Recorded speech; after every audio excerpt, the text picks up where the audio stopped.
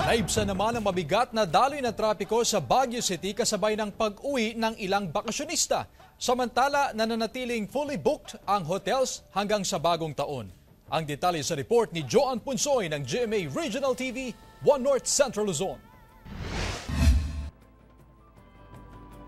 Bahagyang naibsan ang daloy ng trapiko sa Central Business District ng Baguio City. Kasabay ito ng pagsisiuwian ng mga bakasyonista pabalik sa kani-kanilang probinsya. Kung may nagsisibalikan sa kani-kanilang probinsya, ang ilan naman paakyat ng lungsod ng Pino para doon salubungin ng bagong taon. Malamig po yung panahon, tapos yung tourist spots din, yan din yung babalakin namin puntahan din. Nananatiling fully book ang mga hotel sa lungsod. Ilang buwan bago ang holiday season, nakabook na raw ang mga bisita. Dahil sa naranasang traffic build-up nitong Pasko, mas nagiging maalam na raw ang mga turista sa inaasahang sitwasyon ng daloy ng trapiko sa bagong taon.